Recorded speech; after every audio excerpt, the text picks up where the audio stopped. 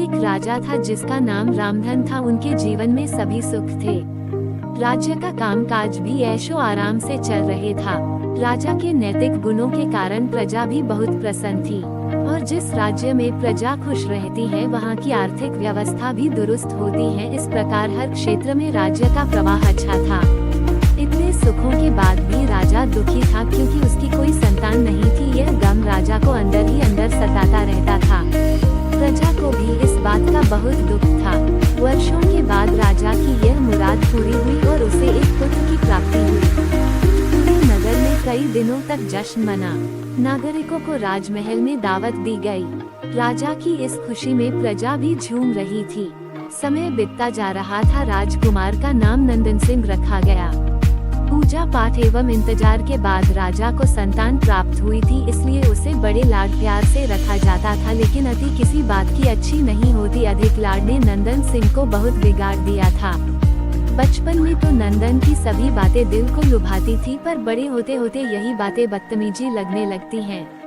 नंदन बहुत ज्यादा जिद्दी हो गया था। उसके मन में अहंकार आ गया था। वो चाहता था कि प्रजा सदैव उसकी जय जयकार करे, उसकी प्रशंसा करे।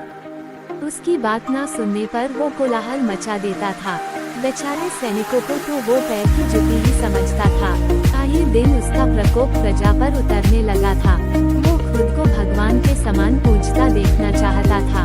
आयु तो बहुत कम थी, लेकिन हम कई गुना बढ़ चुका था। नंदन के इस व्यवहार से सभी बहुत दुखी थे। प्रजा आए दिन दरबार में नंदन की शिकायत लेकर आती थी, जिसके कारण राजा का सिर लज्जा से झुक जाता था।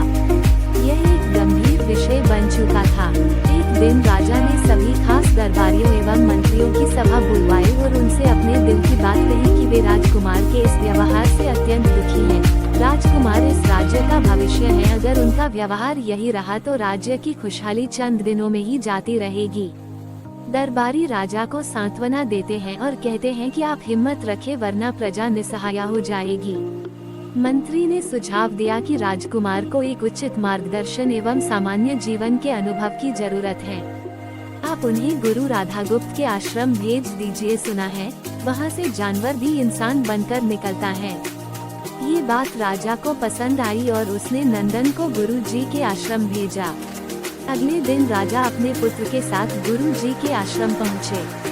राजा ने गुरु राधागुप्त के साथ अकेले में बात की और नंदन के विषय में सारी बातें कही। गुरु जी ने राजा को आश्वस्त किया कि वे जब अपने पुत्र से मिलेंगे तब उन्हें गर्व महसूस होगा। गुरु जी के ऐसे शब्द सुनकर राजा को शांति महसूस हुई और वे सहर्ष अपने पुत्र को आश्रम में छोड़कर राजमहल लौट गए। अगले दिन सुबह गुरु के खास चेले द्वारा नंदन को भिक्षा मांगकर खाने को कहा गया, जिसे सुनकर नंदन ने साफ इनकार कर दिया। ने उसे कह दिया कि अगर पेट भरना है तो भिक्षा मांगनी होगी और भिक्षा का समय शाम तक ही है, अन्यथा भूखा रहना पड़ेगा। नंदन ने अपनी अकड़ में चेले की बात नहीं मानी और शाम होते होते उसे भूख लगने लगी, लेकिन उसे खाने को नहीं मिला। दूसरे दिन उसने भिक्षा मांगना शुरू किया। शुरुआत में उसके बोल के कारण उसे कोई भिक्षा नहीं देता था, लेकिन गुरुकुल में सभी के साथ बैठने पर उसे आधा पेट भोजन मिल जाता था। मीठे बोल का महत्व समझ आने लगा और करीब 1 महीने बाद नंदन को भरपेट भोजन मिला, जिसके बाद उसके व्यवहार में बहुत से परिवर्तन आए।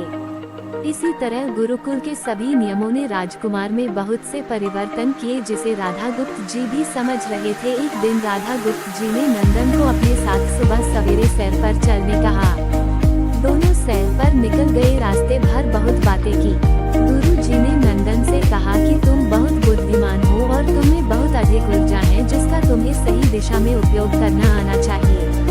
दोनों चलते चलते एक सुंदर बाग में पहुंच गए, जहां बहुत सुंदर सुंदर फूल थे, जिनसे बाग महक रहा था। गुरु जी ने नंदन को बाग से पूजा के लिए गुलाब के फूल तोड़ने कहा।